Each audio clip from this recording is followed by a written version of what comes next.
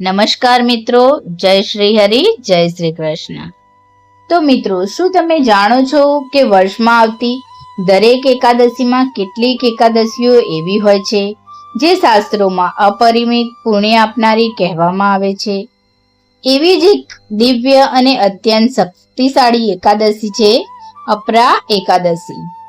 માન્યતા છે કે આ એકાદશીનું વ્રત કરવાથી મનુષ્યના દરેક જન્મોના પાપો નો નાશ થાય છે, જીવનમાં શાંતિ આવે છે અને ભગવાન વિષ્ણુની વિશેષ કૃપા પ્રાપ્ત થાય છે. તો મિત્રો, આજના ખાસ વિડીયોમાં આપણે જાણીશું અપરા એકાદશી 2026 ક્યારે છે અને તેનું આધ્યાત્મિક મહત્વ શું છે, વ્રત કેવી રીતે કરવું, શું ખાવું, શું ન ખાવું, અપરા એકાદશીના ચમત્કારિક કથા અને અંતમાં જાણશો કે આ એકાદશી કેમ જીવન બદલવાની શક્તિ આપે છે. તો આ વિડીયો આખો જરૂર જોજો, કારણ કે અંતમાં હું તમને એક એવો સરળ ઉપાય બતાવીશ જે કરવાથી ભગવાન વિષ્ણુની કૃપા ખૂબ ઝડપથી પ્રાપ્ત થવાનું તમને શસ્ત્ર મળી રહેશે. અપરા એકાદશી ક્યારે છે? વૈષ્ણવ પંચાંગ અનુસાર વર્ષ 2026માં અપરા એકાદશીનું વ્રત 13 મે 2026 બુધવારના દિવસે કરવામાં આવશે. અપરા શબ્દનો સાચો અર્થ શું છે? મિત્રો, અપરાનો અર્થ થાય છે જેની કોઈ સીમા ના હોય, અસીમ. એટલે કે આ એકાદશીનું પુણ્ય પણ અસીમ માનવામાં આવે છે. શાસ્ત્રોમાં કહેવામાં આવ્યું છે કે પુણ્ય હજારો દાન, યજ્ઞ, તીર્થ યાત્રા અને પુણ્ય કર્મોથી મળે છે. તે પુણ્ય અપરા એકાદશીના સાચા વ્રતથી પ્રાપ્ત થઈ શકે છે. આજના સમયમાં માણસ પાસે પૈસા છે, સુવિધાઓ છે, પરંતુ મનની શાંતિ નથી. ચિંતા, તણાવ, નકારાત્મકતા, ક્રોધ અને અશાંતિ આ બધું જીવનને અંદરથી ખાલી બનાવી દે છે. અપરા એકાદશી આપણને ઉપવાસ નથી શીખવતી, પણ મન અને આત્માને શુદ્ધ કરવાની પ્રેરણા આપે છે. એકાદશીનો સાચો અર્થ છે ઇન્દ્રિયો પર નિયંત્રણ. મનને ભગવાનમાં લગાવવું, ભક્તિમાં વૃદ્ધિ કરવી અને નકારાત્મકતા કર્મોથી મુક્ત થવું. એકાદશીના દિવસે અમુક લોકો અનાજ કેમ નથી ખાતા? ઘણા લોકોના મનમાં પ્રશ્ન થાય છે કે એકાદશીના દિવસે ચોખા, ઘઉં, દાળ કેમ ટાળવામાં આવે છે?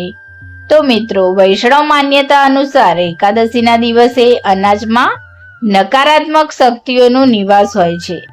તેથી ભક્તોએ આ દિવસે અનાજનો ત્યાગ કરીને શરીર અને મનને વધુ શુદ્ધ રાખવાનો પ્રયત્ન કરે છે. પરંતુ મિત્રો, ફક્ત ભોજન છોડવું જ એકાદશી નથી.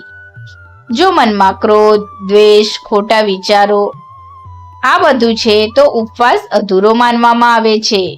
સાચી એકાદશી એટલે શરીરનો અને આત્માનો ઉત્સવ. અપાર એકાદશીની ચમત્કારિક કથા વિશે સાંભળો. હવે અપરા એકાદશીની અત્યંત પવિત્ર અને રહસ્યમય કથા. પ્રાચીન સમયમાં મહિધ્વજ નામના એક રાજા હતા. તેઓ ખૂબ જ ધાર્મિક, દયાળુ અને સત્યવાદી હતા, પરંતુ પ્રજા તેમને ખૂબ પ્રેમ કરતી હતી.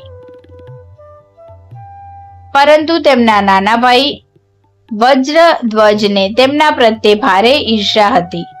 ઈર્ષ્યા માણસને અંદરથી અંધ બનાવી દે છે. એક રાત્રે વ્રજધ્વજે પોતાના ભાઈની હત્યા કરી નાખી અને તેમના શરીરને જંગલમાં એક પીપળાના વૃક્ષ નીચે દાટી દીધું. અકાળ મૃત્યુના કારણે રાજા મહિધ્વજની આત્માને શાંતિ મળી નહીં અને તેઓ પ્રેત યોનિમાં ભટકવા લાગ્યા. સમય પસાર થયો. એક દિવસ મહાન ઋષિ ધૌમ્ય તે જંગલમાંથી પસાર થઈ રહ્યા હતા. તેમણે પોતાની દિવ્ય દ્રષ્ટિથી આત્માની પીડા જાણી લીધી. મહાન ઋષિએ રાજા પર દયા આવી. તેમણે અપરા એકાદશીનું વ્રત કર્યું અને તેનું સંપૂર્ણ પુણ્ય મહાદ્વિજની આત્માને અર્પણ કર્યું.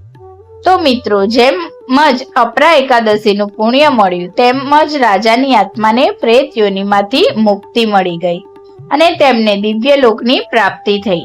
આ કથા બતાવે છે કે અપરા એકાદશી માત્ર ઉપવાસ નથી, પરંતુ આત્માને મુક્તિ તરફ લઈ જવાની દિવ્ય શક્તિ પણ છે. હવે જાણીએ આ વ્રત કેવી રીતે કરવું. બ્રહ્મ મુહૂર્તમાં ઉઠવું, સવારે વહેલા ઉઠીને સ્નાન કરવું, સ્વચ્છ અને સાત્વિક વસ્ત્ર પહેરવા, ભગવાન વિષ્ણુનો સંકલ્પ કરવો, ભગવાન સામે બેસીને કહેવું, હે શ્રી હરિ, હું ભક્તિ અને આત્મશુદ્ધિ માટે આ એકાદશીનું વ્રત કરું છું. ભગવાન વિષ્ણુની પૂજા કરવી. પૂજામાં તુલસી પાન, પીળા ફૂલ, ઘીનો દીવો, ફળ, પંચામૃત, દૂધ અને અગરબત્તી અર્પણ કરવી. ઓમ નમો ભગવતે વાસુદેવાય નમોનો જાપ કરવો અથવા હરે કૃષ્ણ હરે રામા નો જાપ કરવો. પવિત્ર ગ્રંથોમાં પાઠ, ભગવદ્ ગીતા, વિષ્ણુ સહસ્ત્ર નામ, એકાદશી મહાત્મ્ય વાંચવું ખૂબ જ શુભ માનવામાં આવે છે. ઉપવાસમાં શું ખાઈ શકાય? તો ઉપવાસમાં ફળ, દૂધ, સૂકા મેવા, માખણ, બટાકા, સિંગાડાના લોટ, રાજગરો તેમજ સાત્વિક આહાર લઈ શકાય. અપાર એકાદશીના અદ્ભુત લાભો વિશે જાણીએ. શાસ્ત્રો અનુસાર અપાર એકાદશીના વ્રત કરવાથી પાપોનો નાશ થાય છે, મનને શાંતિ મળે છે, નકારાત્મક ઉર્જા દૂર થાય છે, ભક્તિમાં વૃદ્ધિ થાય છે, ભગવાન વિષ્ણુની કૃપા મળે છે અને આત્માને આધ્યાત્મિક શક્તિ પ્રાપ્ત થાય છે. તો મિત્રો, તમે આ એકાદશીના દિવસે માત્ર એક કામ પણ સાચી શ્રદ્ધાથી કરો છો તો ભગવાન વિષ્ણુ ખૂબ પ્રસન્ન થાય છે અને તે કામ કરે છે. તુલસીના પાન સાથે ઓમ નમો ભગવતે વાસુદેવાય મંત્રનો જાપ કરો. માન્યતા છે કે આ ઉપાયથી ઘરમાં શાંતિ, સુખ અને સકારાત્મકતા વધે છે.